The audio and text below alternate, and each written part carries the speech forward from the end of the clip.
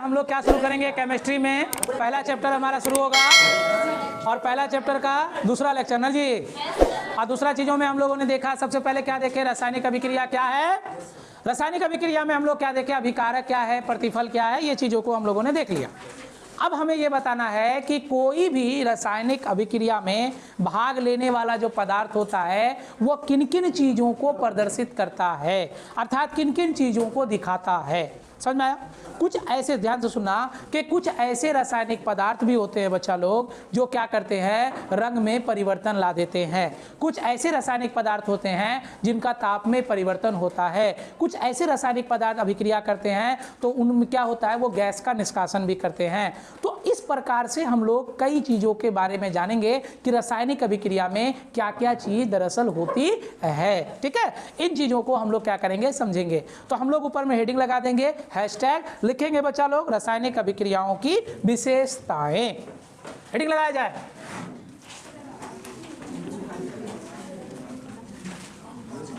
रासायनिक अभिक्रियाओं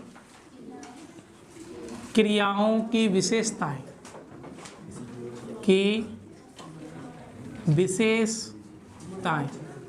रासायनिक अभिक्रियाओं की विशेषताएं। ठीक है, सबसे पहला बच्चा लोग, पहला जो विशेषता होगा, लिखे पहले ये लिख देना इसमें। ठीक है, रासायनिक अभिक्रियाओं की विशेषताएं निम्नलिखित है। रासायनिक अभिक्रियाओं की विशेषताएं निम्नलिखित है। ठीक है, तो जो पहला विशेषता होगा बच्चा लोग, वो पहला विशेषता लिखेंगे हम लोग, गैस की उत्पत्ति। गैस की उत्पत्ति यानी गैस, कोई ऐसा रासायनिक पदार्थ तो होगा जरूर कि जो कि गैस, यानी दो रासायनिक पदार्थों को मिला देंगे और रासायनिक अभिक्रिया के फलस्वरूप गैस निकलेगा। जैसे समझ लो बच्चा, अगर हम लोग जस्ता के टुकड़ा को, किसके टुकड़ा को बोलो तो, जस्ता, जस्ता को सूत्र में क्या लिखते हैं बच्चा लोग, Zn। तो जस्ता के टुकड़ा को अगर हाइड्रोक्लोरिक अम्ल में डाल दें, किस में डाल दें, यदि जस्ता के टुकड़ा को सल्फ्यूरिक अम्ल में डाल दें, किसमें बोलो तो, सल्फ्यूरिक अम्ल में डाल दें, तो बच्चा लोग देखो ध्यान से, तो ये अभिक्रिया के फलस्वरूप जो है ये हाइड्रोजन गैस का निष्कासन करेगी। किसका निष्कासन करेगी, हाइड्रोजन गैस।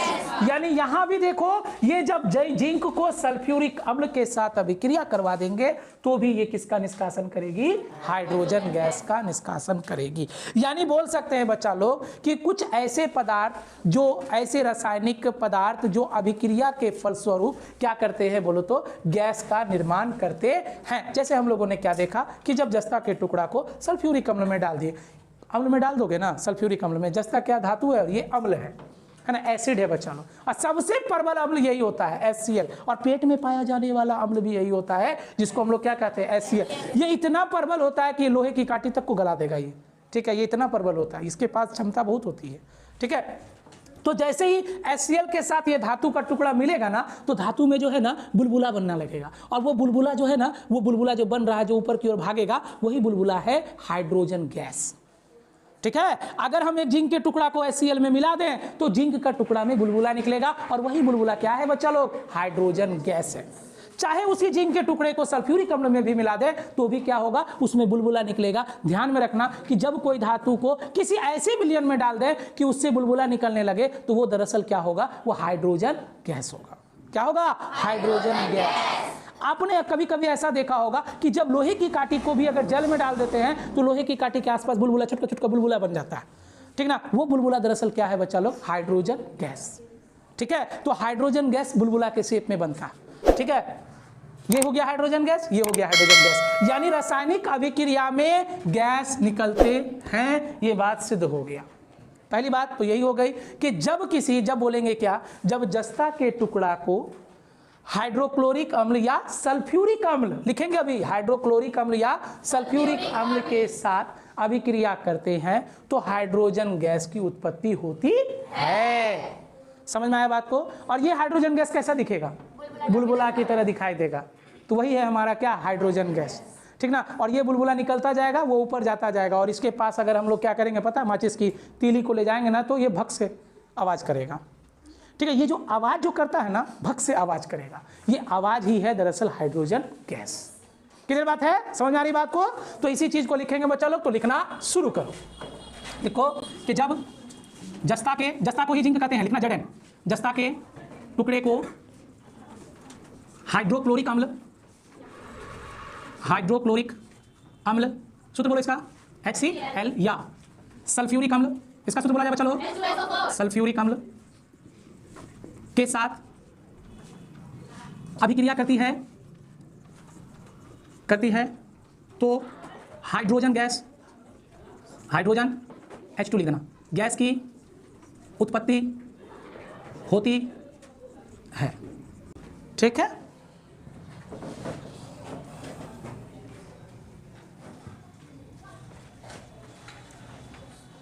है ना? जल्दी से नोट किया जाए इसको।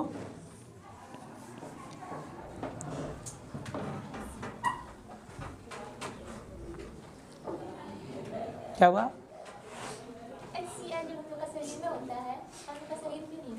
हाँ, ये हमारे पेट के अंदर में जहाँ पर भी पाया जाता है वहाँ की कोशिकाएं ही उसको स्रावित करती है। जो कोशिकाएं उसको स्रावित करेगी वो उसको गलाएगी नहीं। ठीक है, समझ में आया बात को ना? यही चीज़ होता है। तो हमारा पेट का जो अंग है जिसके अंदर में हम लोग जानते हैं ना कि शरीर के अंदर में हर भाग का अलग अलग तरह के ऊतक होते हैं और हर ऊतक की अलग अलग क्षमता होती है कि नहीं होती है?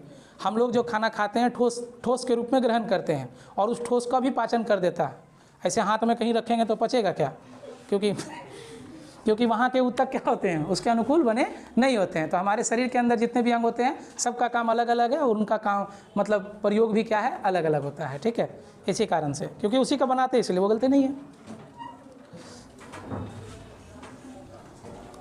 ठीक है, चलिए से उतारो।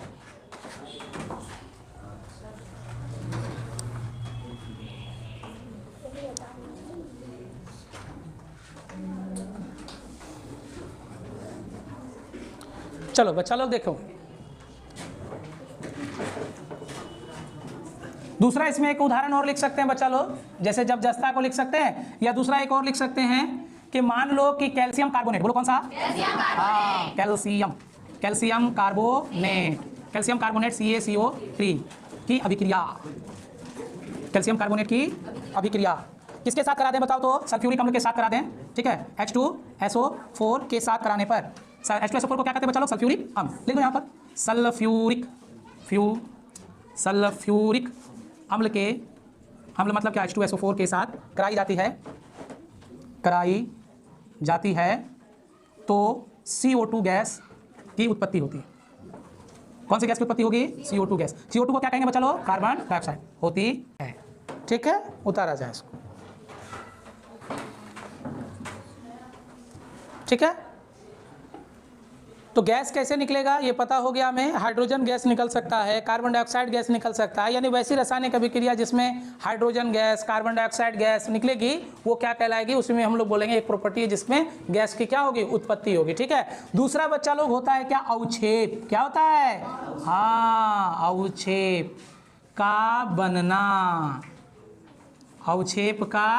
बनना। ठीक है, ये अवक्षेप क्या होता है बच्चा लोग? ध्यान से सुनना, कुछ ऐसी केमिकल होते हैं, ध्यान से सुनोगे बच्चा लोग, कि अगर आगे देखेंगे इसी में, आगे देखेंगे अवक्षेपण अभिक्रिया में। ठीक है, एक तरह का अभिक्रिया होता है। अवक्षेपण मतलब क्या होता है कि इसको अलग थलग करने वाला, यानी पृथक हो जाने वाला। पृथक मतलब होता है बच्चा लोग अलग होना। ध्यान से सुनना, दो केमिकल, ऐसे केमिकल जिसका नाम लिख रहे हैं बच्चा लोग, वो है हमारा, जैसे कि लिख सकते हैं सोडियम क्लोराइड को जब सिल्वर नाइट्रेट, बोलो किसमें? Silver nitrate. ये दोनों भाई साहब को अगर हम लोग एक जार में इस तरह से डाल देंगे, ये इस तरह से डाल दिए अगर, तो पता है क्या होगा? दोनों को अगर हम लोग मिला दें तो मिलाने के बाद जानते हो ये क्या होगा? इसमें जो है ना दही के शकल में, दही जानते हो ना कैसा होता है? सफ़ेद रंग का दही के शकल में यहाँ पर जो है गाढ़ापन अलग हो जाएगा और ऊपर में पानी की तरह अलग हो जाएगा। ठीक है। तो ये जो गाढ़ापन जो हुआ बच्चा लोग, और ये पानी तो अलग हो गया, गाढ़ापन अलग हुआ, ये है बच्चा लोग सिल्वर क्लोराइड। क्या है?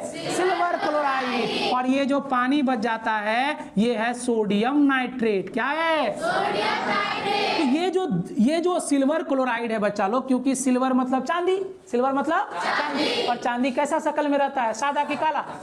सादा। तो ये सफेद रंग का होता है और क्लोरीन के साथ मिल जाता है तो बच्चा लोग ये दही के शक्ल में जमा हो जाए। तो इस तरह से बोल सकते हैं कि दो पदार्थ, जैसे जब सिल्वर क्लोराइड को सिल्वर नाइट्रेट के विलयन में डाला जाता है तो ऐसी स्थिति में क्या होता है, सिल्वर क्लोराइड के अवक्षेप प्राप्त होते हैं जो कि मिश्रण से अलग हो जाते हैं। मिश्रण से क्या होते हैं? अलग हो जाते हैं। और ये जो अवक्षेप जो दही के शक्ल में होगा ये क्या कहलाता है बोलो तो? Silver chloride. और इसी को हम लोग क्या कहेंगे बोलो तो? अवक्षेप का बनना। क्लियर बात है? लिखा जाएगा बच्चा लोग, इसमें लिखो, लिखेंगे जब सोडियम क्लोराइड के जलीय विलयन को सिल्वर नाइट्रेट, है ना, सोडियम क्लोराइड के बच्चा लोग जलीय विलयन को सोडियम सिल्वर नाइट्रेट में डाला जाता है तो क्या होगा? तो सोडियम सिल्वर क्लोराइड मिश्रण से क्या हो जाते हैं? पृथक हो जाते हैं बच्चा लोग। मिश्रण से क्या हो जाते हैं? पृथक हो जाते हैं। ठीक है, मिश्रण से क्या होगा? पृथक हो जाते हैं और दही की तरह का अवक्षेप बनाते हैं। क्लियर बात बच्चा लोग? किसकी तरह का बनाते हैं अवक्षेप? दही की तरह का अवक्षेप बनाते हैं, इस तरह से जमा हुआ। ठीक है, तो रासायनिक अभिक्रिया में हम लोग देखे गैस की उत्पत्ति कैसे हुई, और क्या देखे? अवक्षेप का निर्माण कैसे हुआ, अवक्षेप कैसे बने। ठीक है, उतार लो इसको जल्दी से फटाफट। देखो सुनो, द्रव रूप में पाया जाने वाला जो होता है बच्चा लोग, वो हो जाएगा हमारा क्या बोलो तो? अरे पारा। ठीक तो बोला, क्या होगा? पारा होगा। यानी पारा को हम लोग क्या लिख सकते हैं? पारा को सूत्र रे, पारा का सूत्र हो जाएगा Hg। हाँ, Hg। ठीक, Hg। यही बच्चा लोग, यही पारा जो होता है ना, किस में पाया जाता है बोलो तो? स्फिग्मोमैनोमीटर में तुम्हारा पाया जाता है। वो पारा जो होता है ना, वो किस में पाया जाता है? दिखा होगा, उसमें लिक्विड की तरह शक्ल में रहता है ना। तो वही होता है जो द्रव रूप में पाया जाने वाला, वो क्या है बोलो तो? धातु है। और अधातु में कौन होगा? धातु तो पूछ दिए, अब अधातु में पूछो। अधातु में ब्रोमीन। कौन? हाँ, ब्रोमीन। ठीक है, और धातु में कौन? ब्रोमीन। धातु में कौन? हाँ, ठीक है।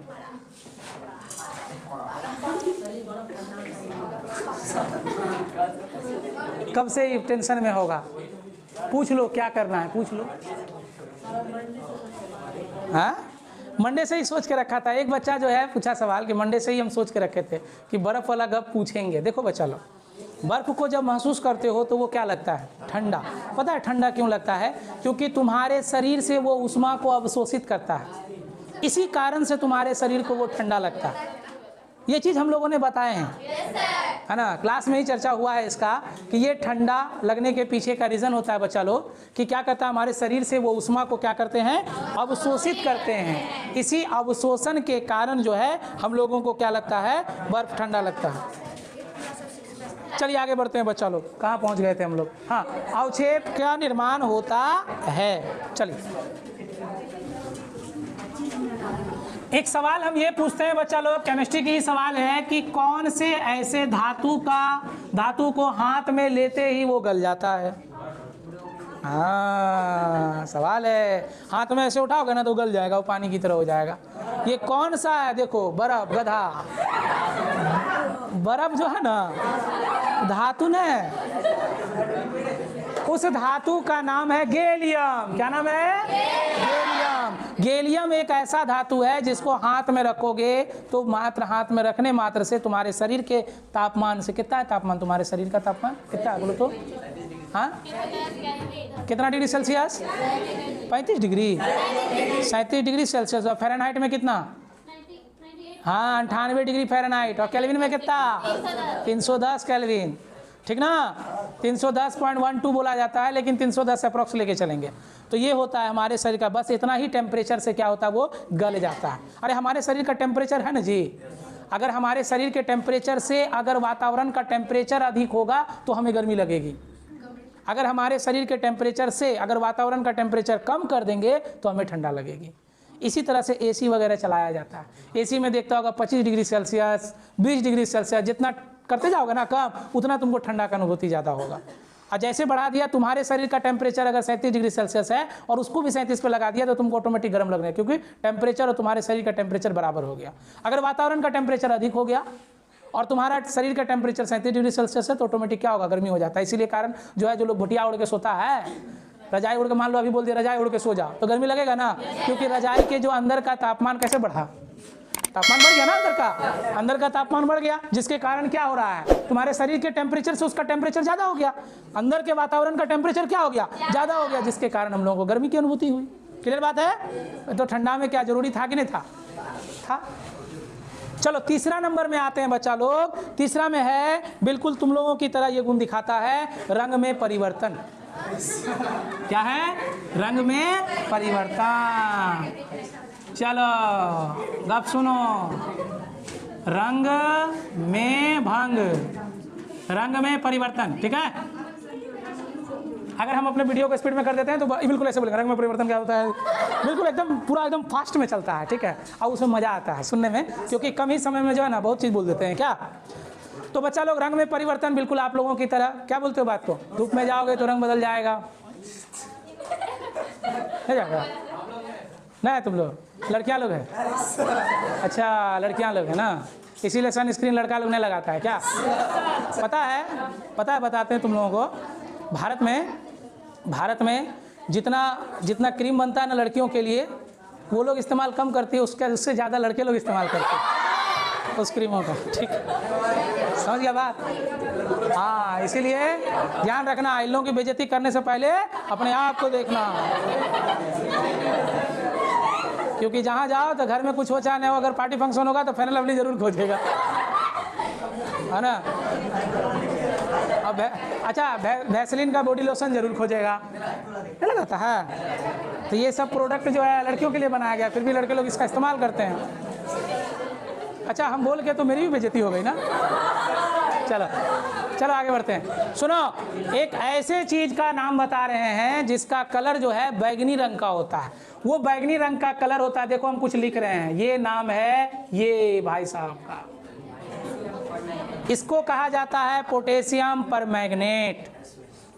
और एगो लिख रहे हैं बच्चा लोग, ये लिखे हम लोग पोटेशियम डाइक्रोमेट। कितना खतरनाक नाम, क्या लिखे, K2Cr2O7, ये इसको बोला जाता है पोटेशियम डाइक्रोमेट। और इसका इस्तेमाल ज़्यादातर यही पाउडर बनाने में होता है। हाँ, यही पाउडर बनाने में होता है। इसका रंग जो होता है बच्चा लोग, ये रंग होता है नारंगी, ठीक है। नारंगी जानता है ना, भगवा कलर का होता है। और ये होता है बच्चा लोग बैगनी। समझ में आया बात को? सुन ध्यान से, सुनो ध्यान से, अगर हम लोग इसका नाम क्या बोले तो पोटेशियम परमैंगनेट, याद रखना इस चीज़ को। अगर हम लोग पोटेशियम पर, सारे केमिकल्स बच्चा लोग आए हुए हैं, ठीक है, पिछले साल ही इसको मंगवा दिया गया था, सारे प्रैक्टिकल भी दिखाएंगे तुम लोगों को। पोटेशियम परमैंगनेट जिसका कलर कैसा होता है, बैगनी। अगर इसमें हम थोड़ा सा नींबू का रस मिला देंगे, क्योंकि नींबू के रस में पाया जाता है अम्ल, जिसको कहते हैं सिट्रिक अम्ल, और यह सिट्रिक अम्ल को अगर थोड़ा थोड़ा करके निचोड़ेंगे इस पे, तो यह बैगनी रंग धीरे धीरे गायब होने लगेगा। क्या होने लगेगा? गायब होने लगेगा।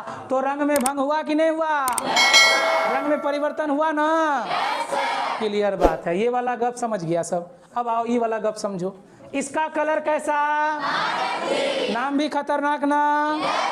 क्या नाम है? Potassium dichromate. क्रोमेट है, ये क्रोमियम है, ठीक है, क्रोमेट। पोटेशियम डाइक्रोमेट का रंग कैसा? जब इसमें सल्फर डाइऑक्साइड गैस को प्रवाहित करेंगे तो यह नारंगी रंग धीरे धीरे बदलकर हरा बन जाएगा। क्या बन जाएगा? हरा बन जाएगा। तो रंग में भंग हुआ कि नहीं हुआ? तो यानी कि मतलब रासायनिक अभिक्रिया ऐसी भी होती है जिसमें क्या होते हैं, रंग में परिवर्तन होते हैं। पहले कैसा था? बैंगनी, धीरे धीरे ये गायब होने लगा। किसके कारण? नींबू के रस के कारण। इसका रंग कैसा था? नारंगी, लेकिन जैसे ही इसमें सल्फर डाइऑक्साइड प्रवाहित किए तो इसका रंग क्या हो गया? हरा रंग का हो गया। तो रंग में परिवर्तन हो गया, काम खत्म। ठीक है। सवाल तुम्हारा एग्जाम में कैसे रहेगा? सवाल ये रहेगा बच्चा लोग, रासायनिक अभिक्रिया में रंग में परिवर्तन क्या होता है, या रासायनिक अभिक्रिया में रंगों में परिवर्तन क्यों होता है, ये सवाल रहेगा। या वैसी रासायनिक अभिक्रिया बताओ जिसमें रंग में परिवर्तन हो। तो सबसे अच्छा उदाहरण यही दोनों है। यहाँ भी पोटेशियम, यहाँ भी पोटेशियम। ये है पोटेशियम परमैंगनेट और ये है क्या? Potassium dichromate. क्लियर बात है? लिखेंगे अभी, टेंशन मत लो। ये सूत्र आपके बुक में भी लिखा हुआ नहीं है, ठीक ना। ये चीज़ को हम लोग, हाँ,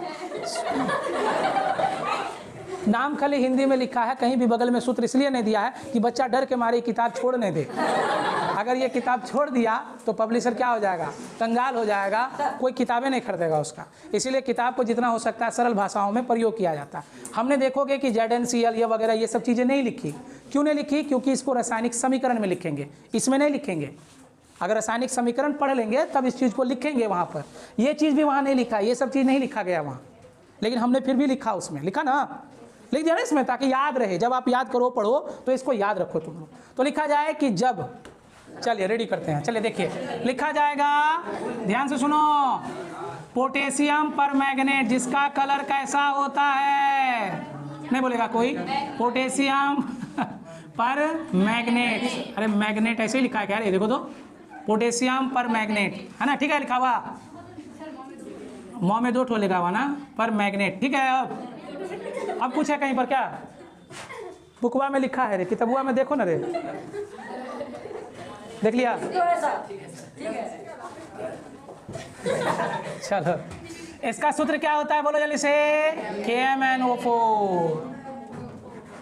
जो बैगनी रंग का होता है, बैगनी रंग का होता है। अच्छा रे, बैगनी क्यों बोला जाता है? इसी से नाम पड़ा बैगन। क्या बोलते हो बात को? बैगन जैसे ही सुनते दुइये ठो कलरे दिखाई देता है। एगो बैगन, बैगन को बैगनी ही बोलते हैं ना, हाँ। एगो हरा बैगन, एगो बैगनी बैगन, एगो और भी होता है, बताओ, वाइट बैगन भी होता है और पीला भी होता है। अरे सूख जाने के बाद होता है पीला, ठीक है, हाँ, असड़ जाने के बाद काला हो जाता है। अच्छा एक बात बताओ हमको, यहीं पर एक केमिस्ट्री का एक नया लॉजिक आया है। यहाँ पर कुछ बच्चा लोग परेशान है, देखो एगो लड़का परेशान है, उसमें इधर उधर मत पलटो, तुम्ही को बोल रहे हैं। चलो ध्यान देना, यानी कि आपने अक्सर देखा होगा प्याज को काट के छोड़ दे या आलू को काट के छोड़ दे या जैसे बैगन को काट के छोड़ दे तो वो काला पड़ जाता है। जिस जगह से जिस भाग से काटते हो वो काला पड़ जाता है। ऐसा क्यों होता है इसका जवाब हम अगले क्लास में देंगे, ठीक है। चलिए बैगनी कन्फ्यूजन रहेगा तो मज़ा आएगा अगला क्लास में, ठीक ना। चलो, होता है इसमें यदि नींबू, अच्छा बताओ नींबू का रस, नींबू का रस कैसा अम्ल होता है? सिट्रिक अम्ल, हाँ सिट्रिक अम्ल। नींबू का रस भी बोलेंगे बच्चा लोग। संतरा होता है ना खट्टा, नींबू का बड़का भाई नहीं होगा, नींबू का बड़ा भाई होता है, उसी की तरह तो रहता है वो भी संतरा। आजकल जो है ना मौसम्बी भी आ जाता है। क्या बोलते हो बात को? मौसम्बी भी खट्टा होता है, नींबू भी खट्टा, मतलब सब एक ही प्रजाति का है। एगो और होता है नींबू बड़का वाला, डाबा, वो भी नींबू ही ना बोलते हैं। अरे उसके साथ डाबा के साथ में नींबू लगाते हो ना, डाब नींबू है ना, जो कि छठ वगैरह त्यौहार में कोई दिन हो चाहे नहीं हो VIP, लेकिन छठ के दिन में बहुत बड़का VIP होता है, वैल्यू खूब ज़्यादा होता है। और अक्सर वो जो डाबा नींबू होता है बच्चा लोग कैसे इलाकों में उगता है? जहाँ पर नाला हो, नाली हो, कादो कीचड़ हो, ऐसे जगहों पर ज़्यादा हो। अरे उसको लगातार पानी जहाँ मिलते रहता है वही अगल बगल में उगते रहता है, सूखा इलाका में जल्दी नहीं उगता है।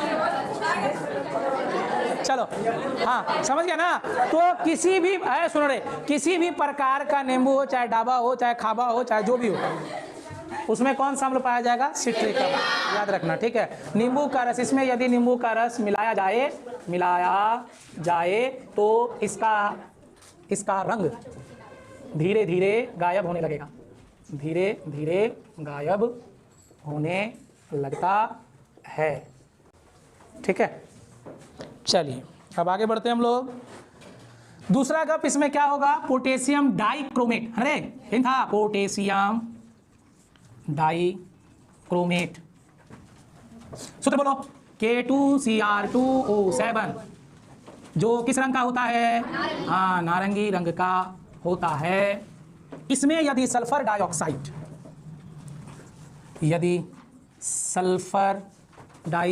इसका सूत्र पता है कि नहीं तुम लोगों को? नहीं पता है? SO2, सल्फर डाइऑक्साइड गैस प्रवाहित की जाती है तो उसका नारंगी रंग धीरे धीरे हरे रंग में परिवर्तित हो जाता है। क्लियर बात? समझ में आ रहा है ना सब रे? हाँ, जहाँ तक पॉसिबल होता है हम सूत्र वगैरह लिख दे रहे हैं याद रखने के लिए। सूत्र को याद रखिएगा। केमिस्ट्री का क्वेश्चन बच्चा लोग अजीबोगरीब पूछता है। हाँ बोलो बोलो। कहाँ है ब्रोमीन? अच्छा, ये जो है ना अधातु है, छोड़ दिए थे क्या? हम नहीं बोले थे ना? ऐसा अधातु जो तरल, क्या लिखे रे? तरल अवस्था में पाया जाता है, यानी द्रव अवस्था में पाया जाता है, ठीक है। वो है कौन? ब्रोमीन, ठीक है। और धातु में कौन हो जाएगा? पारा। क्लियर बात है? और कुछ बच्चा बोला कि सर आयोडीन। देखो, ये जो आयोडीन होता है बच्चा लोग, ये क्रिस्टल रूप में, ठोस रूप में पाया जाने वाला, ठीक है।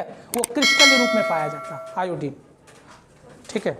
यानी ये चमकता है चीनी की तरह, समझ गया?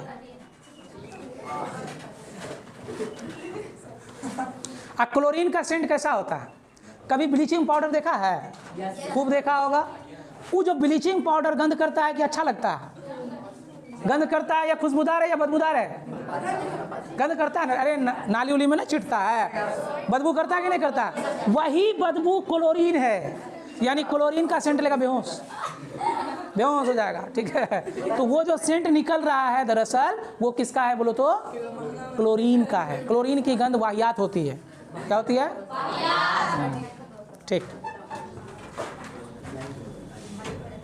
क्लोरीन का उपयोग भी है बच्चा लोग। क्लोरीन का उपयोग होता है किसी रंग को उड़ाने में। जैसे कागज का अगर रंग है ना, लाल है ना, उसको हमको रंग उड़ा देना, दूसरा रंग का बनाना, तो उसको क्लोरीन गैस प्रवाहित कर दिया, रंग उड़ गया उसका।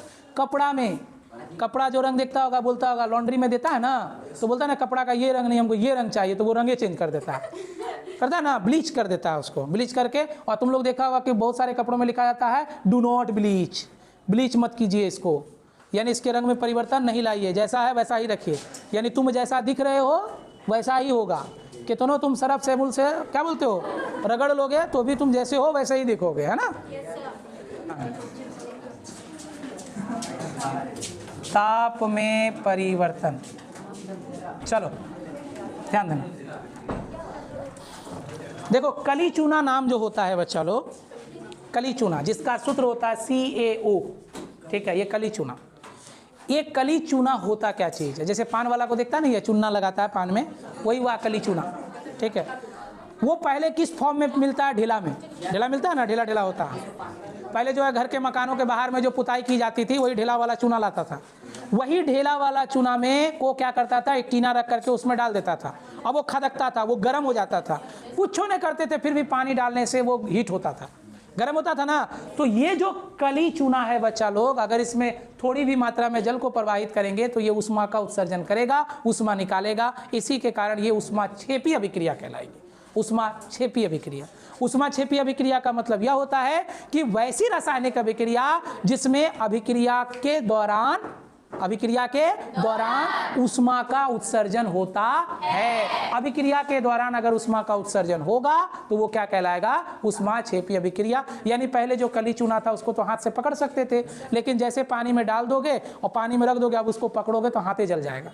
काहे? क्योंकि वो ज़्यादा गर्म हो जाता है, वो खदकने लगता है पानी, ठीक ना। तो वो ज़्यादा गर्म क्यों होता है बच्चा लोग? क्योंकि वो पानी के साथ रिएक्शन करता है, पानी के साथ अभिक्रिया करती है, जिसके कारण वो ऊष्मा में परिवर्तित हो जाती है। क्लियर बात है? लिखेंगे, लिखो। जब कली चूना, सूत्र बोलो, हाँ CaO के ऊपर जल प्रवाहित की जाती है तो वह ऊष्मा का, राइटिंग खराब हो गया लगता है, कैसे लिख रहे हैं समझ में नहीं, तो वह ऊष्मा, यस सर बोलता है बच्चा लोग, हाँ सर राइटिंग किसी कितना अच्छा से तो लिख रहे हैं बच्चा लोग, इतना अच्छा। हमको शक हो जाता है हमारे राइटिंग पर कभी कभी, ठीक है, ठीक है। हाँ, जब कली चूना CaO के ऊपर जल प्रवाहित की जाती है तो वह ऊष्मा का क्या करते हैं बोलिए तो, उत्सर्जन करते हैं, जो एक कैसी अभिक्रिया बोला जाए, ऊष्माक्षेपी अभिक्रिया का, ऊष्माक्षेपी अभिक्रिया कहलाती है, बोला जाए। किसी को कहीं डाउट? जैसे जैसे कली चूना में तुम क्या करोगे, जल प्रवाहित करते जाओगे तो वो धीरे धीरे गर्म होता जाएगा। ये तब तक होता जाएगा जब वो ढिल्ला क्या नहीं बदल जाए, किसमें नहीं बदल जाए, पूरा पिघल ना जाए, मतलब वो तरल रूप में पूरी तरीके से पानी से घुल ना जाए। यानी पानी से वो घुलने के लिए उतना सारा ऊष्मा को बाहर निकालता है, ठीक है। इतना ऊष्मा निकालता है बच्चा लोग जैसे कि 100 डिग्री सेल्सियस पे उबलने लगता है, ठीक है। ये चूना जिस खदान में प्राप्त होता है, इसका मतलब ये हो गया कि उस खदान से आप पानी का इस्तेमाल वहाँ पर नहीं कर सकते, ठीक है। हो गया रहने दो। चलिए अगले दिन इसके आगे में हम लोग देखेंगे। एक तो बचा हुआ है इसका, और एगो है क्या कि अवस्था में परिवर्तन, बस यही होगा।